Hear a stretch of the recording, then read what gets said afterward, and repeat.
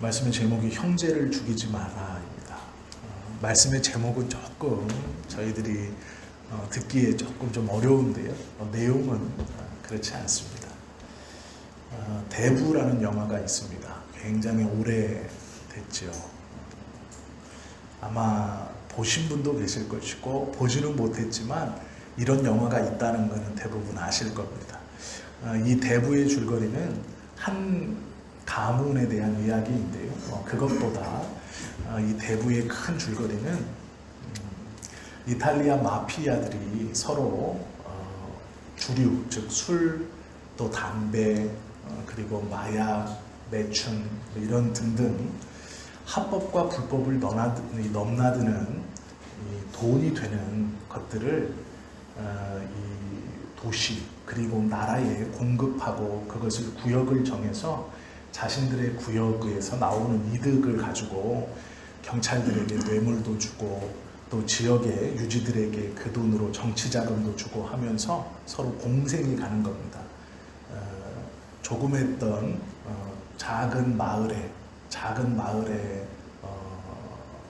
이렇게 생활을 하면서 있었던 한 가족이 점점점 세를 넓혀가면서 이탈리아 전체에서 가장 큰, 그리고 그 나라를 넘어서 다른 나라에까지 자신들의 영향력을 끼치는 그런 이야기입니다. 그런데요, 이 대부 첫 번째의 이야기는 이 가족들이 마피아에서 어떻게 최고의 지도자, 그러니까 그 대장이 될 수 있었는가에 대한 이야기입니다. 7명의 사람들이 등장해요. 7명의 사람들은 서로 경쟁 관계에 있었습니다. 그런데 이 7명의 사람들은 개인일 뿐 아니라 자신의 가문, 즉 자기의 성을 대표하는 사람들이고 또 그 성, 그 가문에 맞추어서 붙어있는 여러 이 부하들의 대표이기도 합니다. 그래서 이 7명의 대표적인 가문들이 서로 모여가지고 술도 나누어 먹고 노래도 같이 부르고 막 하면서 우리가 싸우지 말자, 우리가 좀 다투지 말고 싸우지 말고 우리끼리 협력해서 좀 잘 먹고 잘 살자, 이런 거예요. 그래서 우리 7명 외에 다른 사람이 만약에 끼어들려고 하면 우리가 서로가 서로를 좀 보호해줘서 우리들 7명 가문이 우리 7사람이 형제처럼 잘 지내자. 이렇게 해서 이제 한 사람이 제안을 합니다. 그럼 우리가 말로만 하지 말고 형제의 증표를 나누자. 그러니까 이제 큰 잔에다가 손가락을 살짝 잘라서 피를 쫙 떨어뜨립니다. 그 7명이 다 그렇게 해요. 그러니까 이제 이 잔이 피로 가득 차죠. 그것을 이제 나눠 마십니다. 그리고 음악이 나오고 우리는 이제 형제가 됐으니 사이좋게 지내고 싸우지 말고 우리의 이권을 좀 지키고 우리가 패밀리가 되었다, 이렇게 이제 말을 하는 거예요. 한국에서는 이 패밀리를 가족이라고 얘기를 하죠. 그러나 가족은요, 혈연으로 묶여 있는 게 가족이고요. 이런 사람들, 이렇게 나쁜 짓을 하는 사람들이 모여서 하는 것을 식구라고 부릅니다. 식구는 혈연이 아니지만 함께 먹고 사는 사람들이라는 거예요. 목구멍이 하나다, 이런 뜻이거든요. 이게 식구예요. 근데 그게 이제 여기 이 사람들이 이제 우리가 패밀리다, 이런 말로 하거든요. 그렇게 해서 서로 사이가 좋은 것처럼 맹약을 맺고 피를 나눠 마시고 이제 흩어집니다. 그런데 그렇게 하다가 부하 조직 간에 정말 사소한 문제로 다툼이 일어나요. 다툼이 일어나서 결국은 서로가 서로를 언제 약속했냐는 듯이 서로가 서로를 막 죽입니다. 암투를 벌여요. 그래서 결국은 두 가문이 살아남아서 서로 테이블에 우리가 아마 기억하실 거예요. 시가를 물고 그 연기가 쫙 올라오는 그것으로 1편이 끝나요. 그 두 가문만 남아서 이제 이 두 가문이 이 전체를 누가 먹냐의 싸움을 테이블에 마주 앉아서 카메라가 그 두 사람을 쫙 도는 것으로 1부가 끝납니다. 이게 대부의 첫 번째 이야기예요. 제가 왜 이 말씀을 드리냐면요, 아무리 이 피를 나누고 우리가 형제네 이렇게 해도 나쁜 짓을 하려고 모인 사람들은 결국 나쁜 짓을 하게 되어 있습니다. 그리고 그것이 정말로 정말 사소한 오해 때문에 서로가 서로를 패밀리라고 불렀어요. 가족이라고 부르다가 서로가 서로를 잔인하게 죽입니다. 그리고 맞이 앉아 있는 두 사람조차도 기회를 봐서 서로가 서로를 죽이려고 노려보는 거예요. 머릿속으로 수많은 계산들을 해가면서 빈틈을 찾고 이 사람들을 빨리 상대방을 죽이려고 하는 것이 대부의 이야기예요. 우리의 삶에서도 이렇게까지 상대방을 죽이려고 하진 않지만 우리의 마음속에요, 미워하는 사람, 시기하는 사람, 질투하는 사람이 참 많이 있어요. 나는 그렇지 않을지라도 누군가가 나에 대해서 그런 마음을 품고 있을 수도 있습니다. 아무리 겉으로는 친해지고 좋아지고 우리가 이렇다라고 하지만 그 마음 속에서는 사소한 것 때문에라도 그 관계가 다시 틀어지는 것을 우리는 보죠.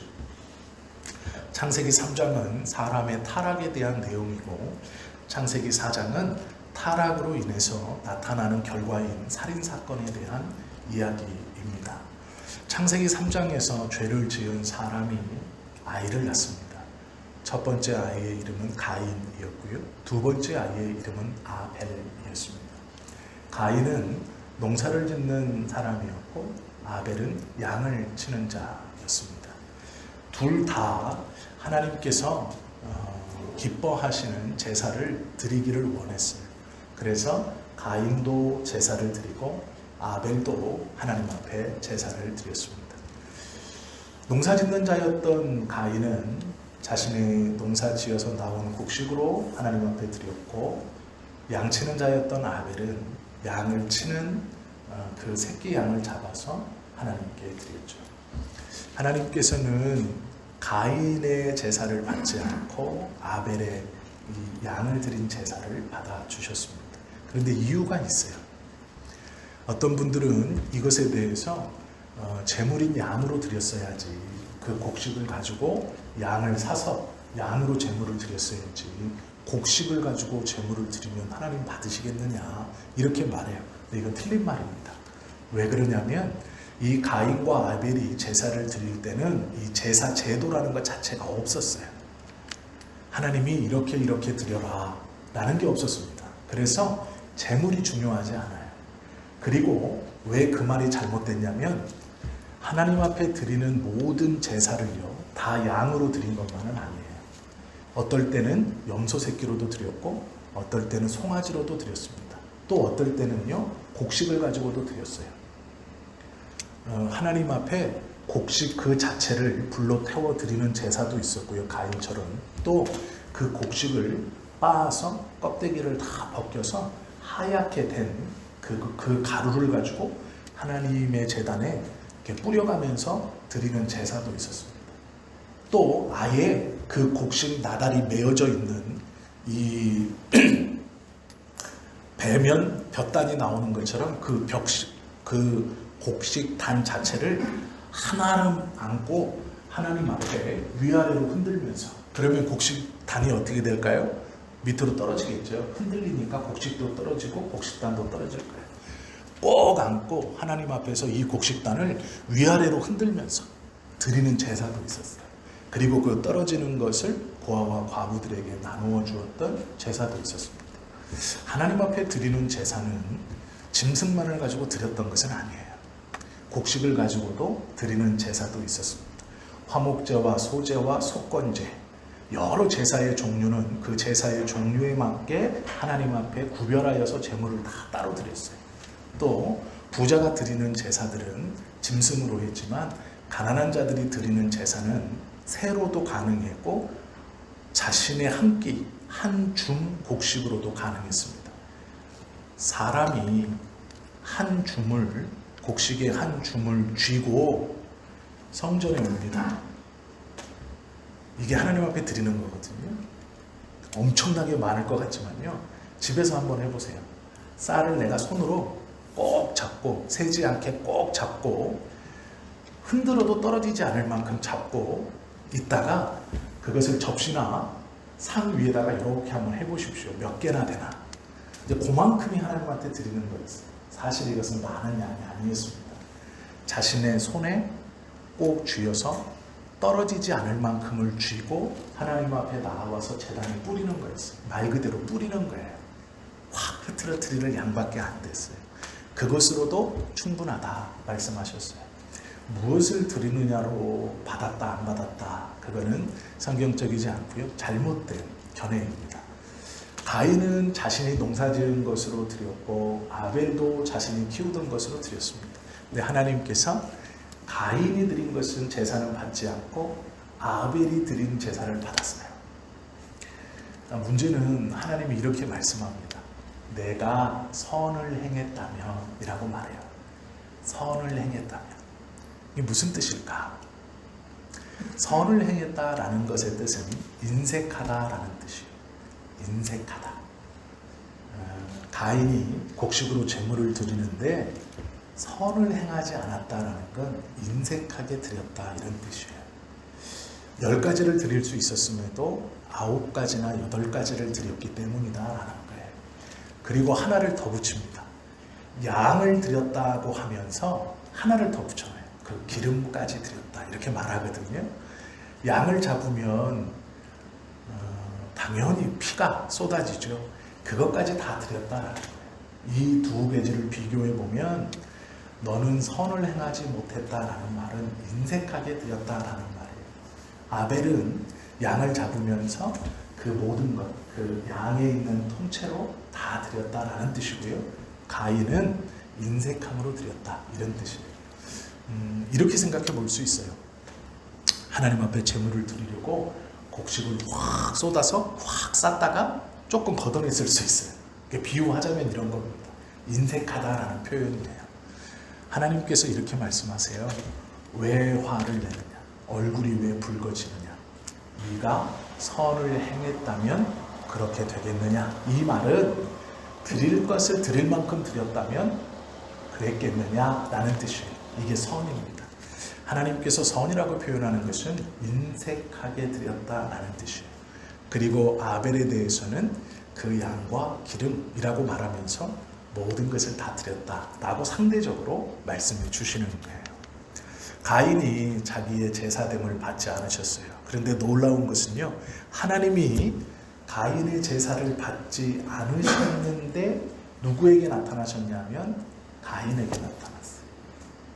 우리의 생각에 가만히 생각해 보세요. 하나님 앞에 무엇을 드리는데 인색함으로 드렸어요. 그러면 하나님이 누구한테 나타나서 칭찬해 주셔야 되죠? 아벨한테 나타나야 돼요. 잘 드린, 양하고 기름을 드린 아벨에게 나타나야 돼요. 그래서 아벨아, 제사를 참 잘 드렸다. 네가 인색하지 않게 잘 드렸다. 그래서 내가 말하지 않았냐? 양과 그 기름을 드렸다. 다 드렸다. 너의 형 가인은 인색함으로 선을 행하지 않았다. 막 쌌다가 너무 많네 하고 뺐다. 넌 참 잘했다. 이러셔야 되는데 하나님께서 누구에게 나타나셨냐면 제사를 받지 않으신 가인에게 나타났어요. 우리가 오해하는 게 있죠.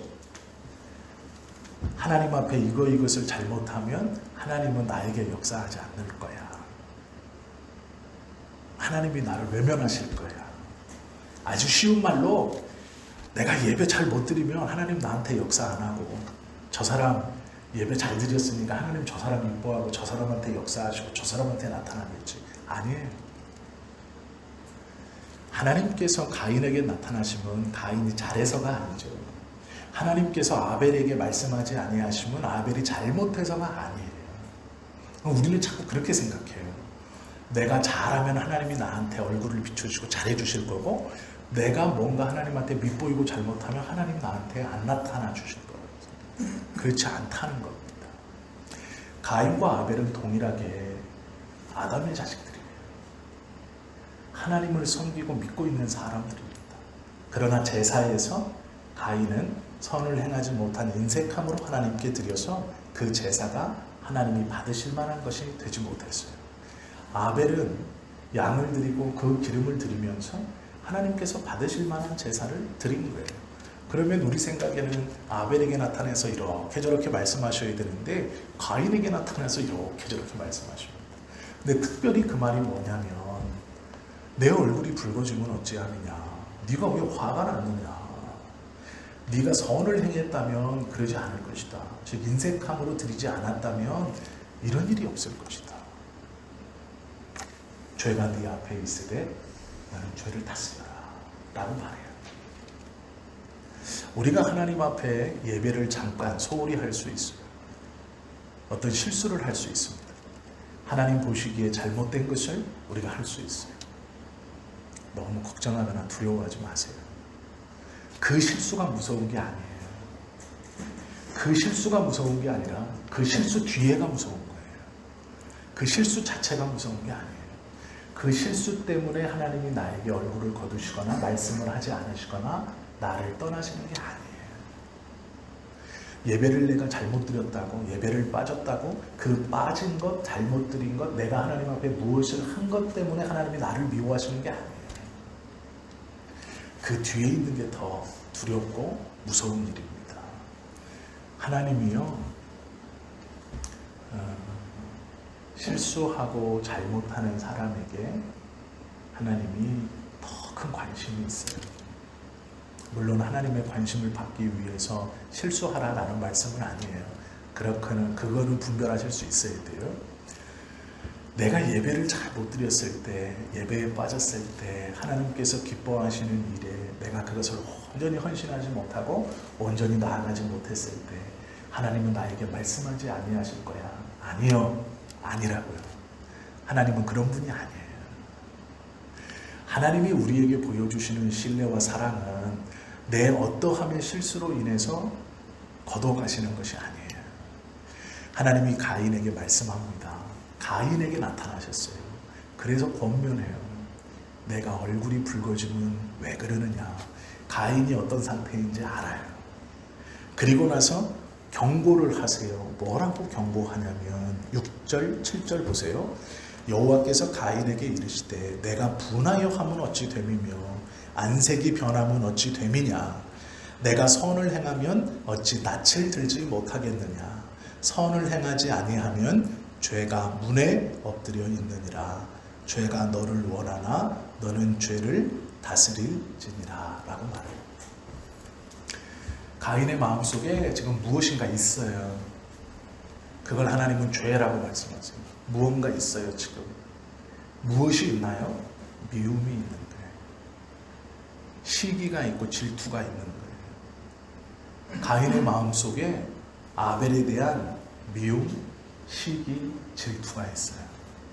그것을 하나님이 뭐라고 그러냐면 죄라고 표현하세요. 죄가, 이 말을 좀 더 쉽게 바꾸면 이런 거예요. 너의 마음에 시기와 질투, 미움이 있다. 그게 너를 원하나 너는 그것을 다스려야 할 것이다 라고 말합니다. 하나님께서 이렇게 경고해 주셨음에도 가인이 아우 아벨에게 말합니다. 내 마음에 너를 향한 시기와 질투와 미움이 있다 라고 말해요. 8절 보세요. 가인이 그의 아우 아벨에게 말하고,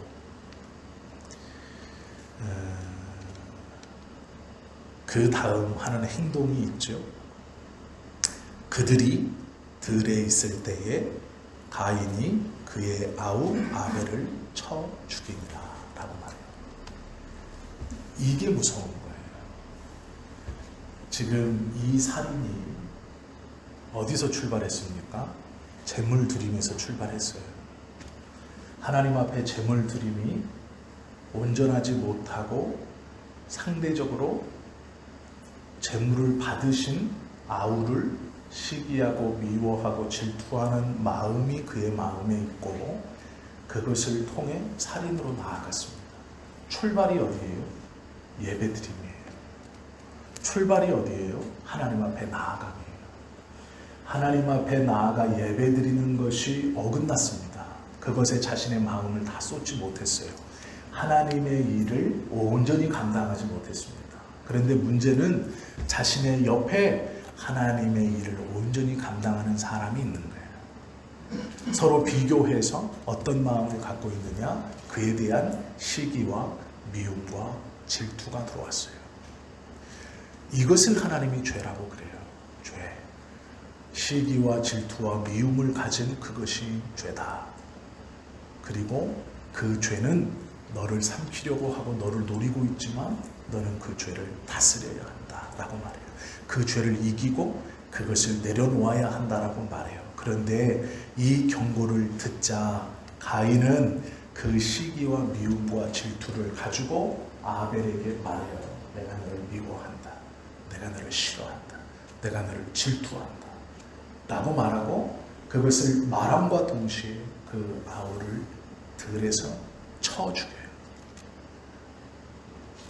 출발이 하나님 앞에 나아가 제물 드리면서 출발해서 그의 마음에 시기와 미움과 질투가 들어와 있고 그 결과로 살인이 일어나요. 이게 첫 번째의 살인입니다. 그런데 이 살인이 왜 출발하느냐? 하나님께 예물 드림이에요. 그런데 이 예물 드리기 전에 문제가 있습니다. 그게 창세기 3장이에요. 왜 이렇게 변하느냐? 그의 마음에 죄가 들어왔기 때문이에요. 사람의 마음에 불순종으로 인한 죄가 들어왔기 때문이에요. 죄가 들어왔기 때문에 옆의 형제를 보고 시기와 질투와 미움이 쌓이는 거예요. 그게 자신을 지배하는 거예요. 예물 드림이 문제가 아니고요. 죄로 인해서 이 예물 드림이 시기와 질투와 미움을 유발시키게 되는 거예요. 하나님 앞에 나아간 그것이 오히려 시기와 질투와 미움을 갖게 하는 거예요. 하나님 앞에 나아간다는 것은 선한 것입니다. 좋은 것입니다. 선한 것이 악한 것을 품게 되는 거예요. 선한 것이 나를 악하게 하는 거예요. 이게 죄의 무서움입니다. 우리가 하나님께서 우리에게 베풀어 주셨다. 성경을 통해 우리에게 너는 새롭게 되었다. 거듭났다. 죄에서 자유하다라고 말하는 건 이것이에요. 선한 것으로 악한 것을 이룰 수 없다. 선한 것으로 악한 것을 낼 수 없다. 라고 강조하시는 거예요. 왜? 너희는 완전히 변화되었기 때문에. 그러나 죄인은요, 선한 것으로 악한 것을 내요. 선한 것으로 악한 것을 끄집어내요. 선함으로 악함의 자리에 나아가요. 이것이 죄의 무서운 점입니다. 우리가 하나님께서 우리에게 베풀어 주신 구원의 은혜와 우리가 새롭게 거듭났다라는 것을 인정하거나 그것을 알지 못하면 아무리 예배를 드리고 하나님 앞에 기도하고 하나님 앞에 헌신과 봉사해도 그 선한 것으로 선한 열매를 맺어야 되는데 그 선한 것으로 우리의 죄성과 죄 때문에 악한 것을 맺는 거예요. 여전히 미워하는 마음, 여전히 시기하는 마음, 여전히 질투하는 마음이 마음속에 있는 거예요. 왜 그러냐면 죄의 다스림에서 자유롭지 못하기 때문에. 예수님께서 우리를 구원하셔서 너는 새롭게 태어났다. 죄에 대해서 자유롭다 라고 말씀하시면서 아무런 죄의 영향력이 너를 어찌하지 못한다. 이것은 선한 것이 악한 것으로 나아갈 수 없다. 그러나 죄인은 선한 것을 가지고 악한 것으로 나아간다라는 거예요. 우리가요, 예배를 드리면서도 마음에 시기함이 있고 미워함이 있고 질투함이 있고 찬송을 드리면서도 마음속에 시기함, 미워함, 질투함이 있다는 것. 하나님께 기도하면서도 시기함과 미워함과 질투함이 있다는 것은 그 악에 대해서 자유롭지 못하다는 거예요. 여전히 그 악이 나를 붙들고 있다는 거예요. 이것은 내가 구원받지 못한 자다라고 스스로가 증거하고 있는 거예요. 그렇기 때문에 피 흘리기까지 싸우라 말씀하시는 거예요. 우리에게 그것이 구원의 증거가 돼요. 내 스스로에게 증거가 돼요. 내가 이 미움을 끌어안고 있느냐, 이 시기와 질투를 끌어안고 있느냐, 악이 내 앞에 있는 게 아니라 내 안에 들어와 있느냐, 내가 그 죄에 대해서 어떠함을 가지고 있느냐라는 것이죠. 예배하면서 기도하면서 찬송하면서 여전히 그 마음을 끌어안고 있다는 것은 형제를 죽이는 것이. 그 마음의 형제를 미워하는 마음을 품는 자마다 살인한 자니라 라고 말씀하고 있다라는 것이죠. 요한일서 3장 15절에 말씀해요. 형제를 미워하는 자마다 살인한 자다. 가인이 그 마음에 미움, 시기, 질투를 품었습니다. 그리고 아벨을 봐요. 그 미움과 시기와 질투로 인해 쳐 죽입니다. 우리의 마음속에 미움과 시기와 질투가 계속 있다는 것은 하나님께서 우리에게 살인하는 것과 같다 이렇게 말씀하세요. 예배하면서 이 예배에 선한 것이 악한 것으로 가면 안 되죠. 악한 것으로 갈 수 없죠. 예배는 그 미움을 떨쳐내는 일이에요. 그 시기를 떨쳐내는 일이에요. 그 질투를 떨쳐내는 것이에요. 이것이 하나님께서 우리에게 원하시는 다스려라 말씀하시는 내용입니다. 가인이 아벨을 죽이죠. 그들은 형제예요. 한 어머니의 뱃속에서 10달 동안 이 땅에 나올 준비를 했고 형과 동생, 피로 맺어진 관계입니다. 그런데 그 피로 맺어진 관계를 끊어버리죠. 미움과 시기와 질투는 이렇게 무서운 겁니다. 가인과 아벨이 미움과 시기와 질투의 관계가 아니라 협력과 동역의 관계였다면 얼마나 보기 좋았겠습니까? 얼마나 많은 일을 했겠습니까? 가인은 가인대로, 아벨은 아벨대로 얼마나 많은 일들을 해 나갔겠습니까? 그의 마음속에 미움과 시기와 질투를 다스리지 못하자 하나님의 일을 완전히 망쳐버리는 것을 우리가 보게 되죠. 이야기를 하나 해드릴게요. 모래밭에서 재미있게 놀고 있는 토끼 무리와 거북이 무리를 나무 뒤에서 늑대가 보고 있었어요. 그러면서 늑대가 꾀를 하나 냈어요. 저 토끼나 저 거북이 중에 저 하나를 좀 잡아먹어서 내 배를 좀 채워야 될 것 같은데 내가 그냥 막 달려들어서 저것들을 잡아먹으면 온 숲속의 동물들이 나를 비난하고 호랑이가 너 왜 함부로 토끼나 거북이를 잡아먹었어? 이렇게 할 것 같고 그래서 이 늑대가 생각을 합니다. 어떻게 하면 저 여우나 저 토끼나 거북이를 잡아먹을 수 있을까? 그래서 이제 그 무리로 탁 뛰어들어가요. 그래서 같이 막 어울려 놀다가 제안을 합니다. 어떤 제안을 하냐면 저 멀리 보이는 저 나무를 돌아서 너희 토끼나 거북이가 뺑 돌아서 경주를 해서 돌아오면 늦게 오는 사람이 벌을 받기로 하자. 늦게 오는 짐승이 벌을 받기로 하자. 그래서 이제 그래 하고 속여서 이 게임을 시작합니다. 그래서 이제 토끼 무리는 토끼를 열심히 응원하고 거북이의 무리는 거북이를 열심히 응원합니다. 이제 출발했습니다. 토끼가 막 달려가요. 거북이도 열심히 걸어갑니다.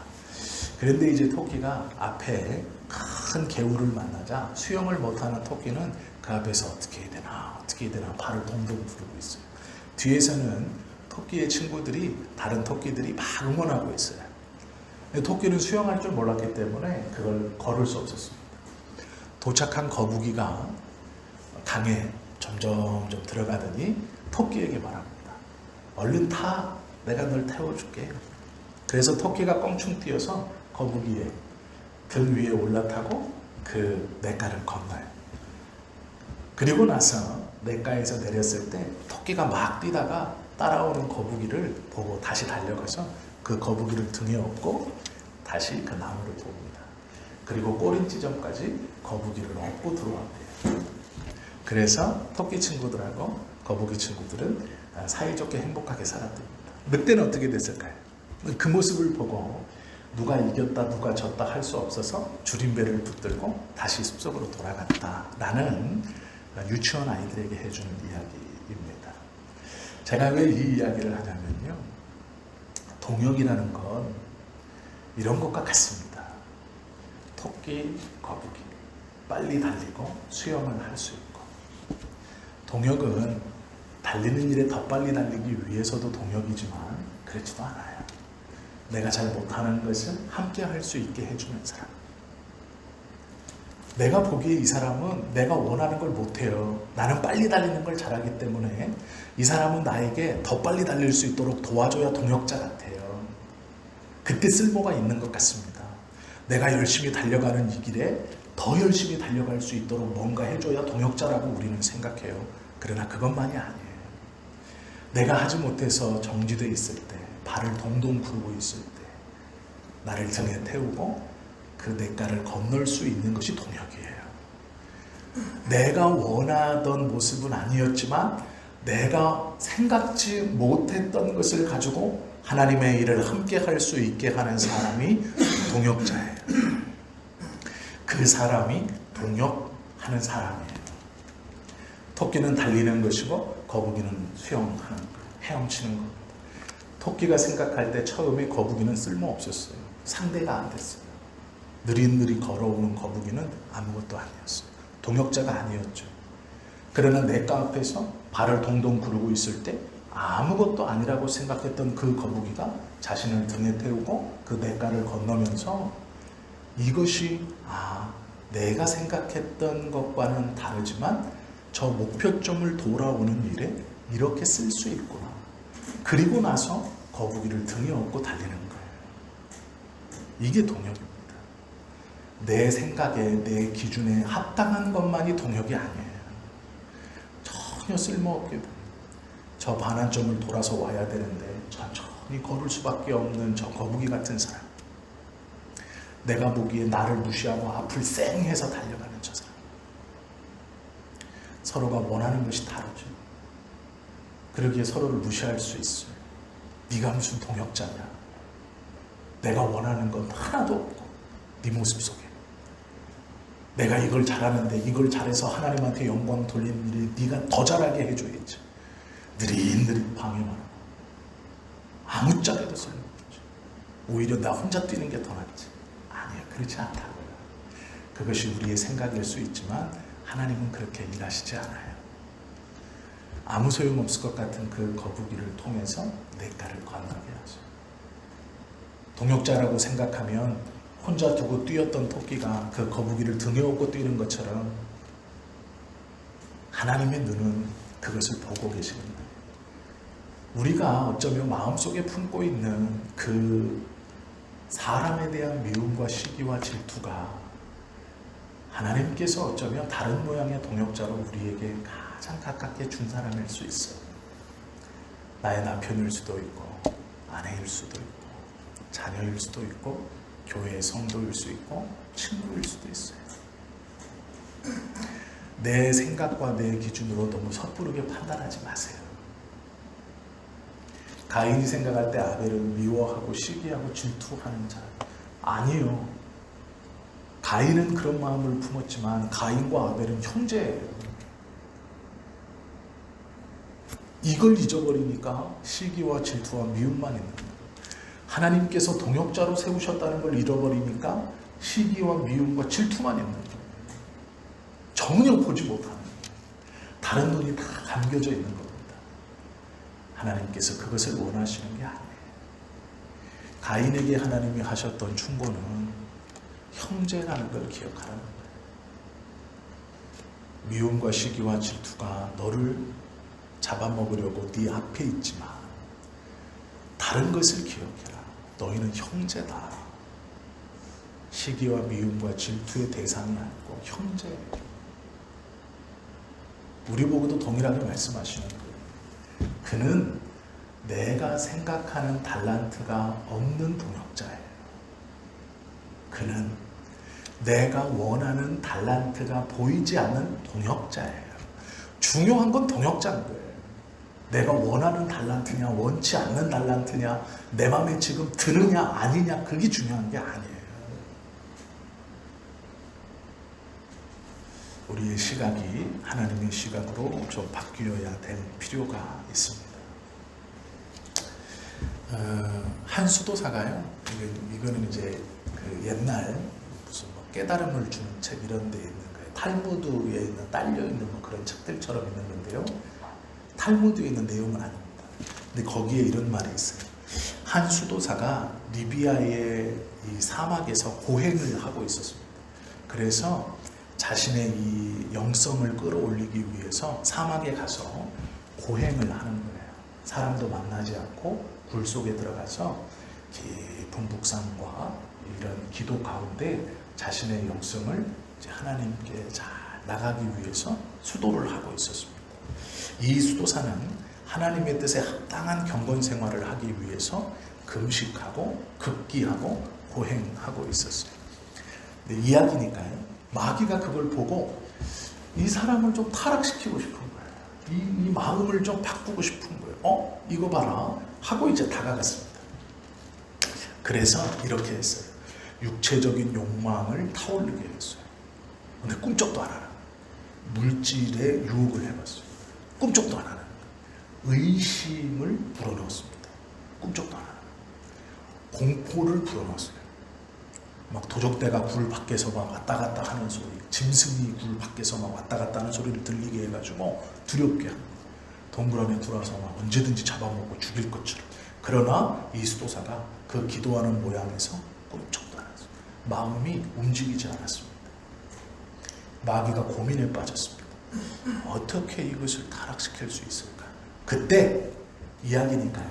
다른 마귀가 내가 한번 해볼게 하고 굴 속으로 들어갔습니다. 그리고 그 수도사에게 다가가서 이렇게 말했대요. 당신의 동생이 알렉산드리아의 주교가 되었답니다. 그때 이 수도사가 눈을 번쩍 떴대요. 꿈틀했다. 육체적인 욕망도 이겨내고 음욕도 이겨내고 물질의 욕심, 의심, 공포 다 이겨냈는데 뭘 못 이겨냈어요? 동생이 알렉산드리아의 주교가 됐다는 말을 꿈틀, 눈이 번쩍 꿈틀했다. 이건 이야기지만요, 우리가 좀 잘 깊이 새겨들어야 될 이야기예요. 다 이겼는데 동생이 자기보다 출세했다는 건 뭔 얘기예요? 그렇게 해서 질투 속에 넘어졌다라는 이야기예요. 동생이 잘 되었다. 배가 아팠죠? 그리고 질투한 것이죠. 성도들이 선하게, 의롭게, 깨끗하게, 진실하게 잘 가다가요, 넘어지는 게 질투예요. 다른 사람 자꾸 비교하는 거예요. 예배를 자기도 잘 드리고 은혜도 잘 받고 찬송도 잘하고 기도도 잘해서 마음의 기쁨과 감사를 다 얻고 나왔는데 주차장에서 나보다 좋은 차 타고 가는 쟤를 보는 순간 그게 다 무너집니다. 그 옆에 있는 내 차를 쳐다보고 제 차를 쳐다보고 마음이 상하는 거죠. 다 잘했는데, 하나님 앞에 진실했는데 우리가 이것도 잘 다스릴 수 있어야 된다라는 것이죠. 아무도 없을 때, 말리는 자도 없을 때 살인이 일어난 장소가요, 들판입니다. 아무도 없었어요. 가인은요, 아무도 없다고 생각했어요. 그래서 쳐 죽였죠. 그런데 하나님이 뭐라고 그러시냐면 내 아우의 빗소리가 땅에서부터 내게 말한다 라고 말해요. 이야기 하나를 또 해드리고 마칠게요. 아들하고 아버지하고 교회를 끝나고 집에 가는 중이었습니다. 집에 가는 중이었는데 옆에 이제 사과나무가 쫙 있는 거예요. 그래서 아버지가 아들한테 말해요. 아들아, 아빠가 과일을 주겠다. 그리고 딱 보니까 과수원에 사과나무가 쫙 있는 거예요. 사과가 딱 열려있는 거예요. 그래서 아버지가 아들에게 말하는 거예요. 우리가 집에 가는 동안 사과를 하나씩 먹고 가자. 그래서 아빠가 과수원에 들어갈 테니까 너는 망을 보다가 사람이 오면 뻑꾹뻑꾹 소리를 내라. 그래서 이제 아버지가 과수원에 들어갔습니다. 그래서 딱 숨어 있다가 아무 소리가 안 나길래 이제 사과나무에 가까이다가 사과를 따려고 하는데 뻑꾹뻑꾹 소리가 들리는 거예요. 아들이 울타리 밖에서 뻑꾹뻑꾹 하는 거예요. 그래서 아버지가 얼른 숨었습니다. 사람이 지나가는 거예요. 그리고 이제 또 한참 지나서 아무 소리도 나지 않자 또 아버지가 그 사과나무에 가까이 다가가요. 그러니까 또 밖에서 뻐꾹뻐꾹 소리가 나는 거예요. 그래서 또 얼른 숨었습니다. 근데 사람이 안 지나가는 거예요. 이상하다. 그리고 이제 다시 사과나무에 사과를 따려고 손을 냈는데 또 뻐꾹뻐꾹 소리가 나는 거예요. 그래서 아버지가 밖으로 나와서 아들한테 물어요. 야, 사람이 안 지나가는데 왜 자꾸 뻐꾹대냐? 아무도 안 보고 있잖아. 그러니까 아들이 그래요. 하나님이 보고 있어요. 아빠, 하나님이 보고 있어요. 그래서 뻐꾹뻐꾹대요. 아무도 보고 있지 않다라는 생각에 가인은요, 아벨을 쳐 죽입니다. 그 미움을 발산하는 그 시기와 질투를 아무도 안 보고 있다고 생각하는 거예요. 그런데 그렇지 않아요. 하나님이 보고 계세요. 하나님이 경고하시고 하나님이 보고 계세요. 그걸 잃어버리면 안 돼요. 하나님께서 우리에게 하나님의 말씀을 주시고 내가 너의 백성이다라고 말씀해 주시는 것은 내가 너를 보고 있다라는 말씀. 내가 너를 보고 있다. 언제나 우리를 보고 계시는 하나님이시다라는 것이죠. 사람의 눈은 피할 수 있어요. 다윗도 피했다고 생각했어요. 그러나 그렇지 못했습니다. 성경에 나오는 많은 사람들도 하나님의 눈을 다 피했다고 생각했어요. 그러나 그러지 못했음을 우리는 알고 있죠. 원치 않게 미워하는 사람이 생기고 내 마음속에 질투가 있고 시기가 있는 것은 어쩌면 죄인인 우리가 품을 수 있는 당연한 것일 수도 있습니다. 그러나 꼭 기억하십시오. 내가 미움을 품은 그 사람은 내 눈에는 다른, 내 눈에는 차지 않는, 내가 기대하지 않는 다른 어떠한 것을 가진 하나님의 동역자일 수 있어요. 나는 뛰는 것을 원하지만 그는 헤엄치는 것을 갖고 있는 사람일 수 있어요. 내 평생에 내가 물에 갈 일이 없다 자신하지만 아니요. 하나님은 그를 내가 볼 수 없고 내가 원하지 않지만 내가 느낄 수 없지만 다른 것을 가진 나의 동역자로 내 옆에 두신 사람이라는 것을 기억해야 됩니다. 그리고 이 미움은 하나님이 우리에게 주신 마음이 절대로 아니에요. 죄인인 우리가 품는 마음입니다. 이것을 다스리는 것이 하나님의 뜻이에요. 우리가 진정한 크리스천이라면, 예수 믿는 사람이라면 전능하신 하나님의 은혜를 받고 그를 예배하고 살아가는 성도라면 이러한 마음을 품을 수 없죠. 품어서는 안 됩니다. 이것을 내려놓을 수 있어야 돼요. 그를 동역자로 인정할 수 있어야 돼요. 내가 볼 수 없는 달란트를 갖고 있는, 내가 원하지는 않지만 다른 모양의 달란트를 가지고 있는 동역자로 나에게 붙여주신 사람이에요. 그것이 남편이고 그것이 아내이고 그것이 자녀입니다. 그것이 우리의 친구들이고 우리 주변에 있는 믿음의 사람들이에요. 내 눈에는 모르지만 하나님께서 그에게 내가 가지고 있지 않은 다른 어떤 것으로 동역자로 함께 세워주신 것이죠. 미움과 시기와 질투는 살인으로 나아가는 것입니다. 죄의 준비 단계. 아무도 보지 않으면 그것이 발현되는 겁니다. 그러나 기억하십시오. 하나님은 모든 곳에서 우리를 보고 계세요. 우리는 그것을 발현시킬 수 없어요. 시키면 안 되죠. 하나님이 보고 있기 때문에. 사과를 따고 싶을 때 하나님이 보고 있다는 뻐꾹뻐꾹이라는 소리가 우리에게 들리시기를 바랍니다. 그래서 우리의 마음의 죄를 잘 다스리시고 하나님이 원하시는 그 사람을 하나님의 시각으로 바라보시기를 바랍니다.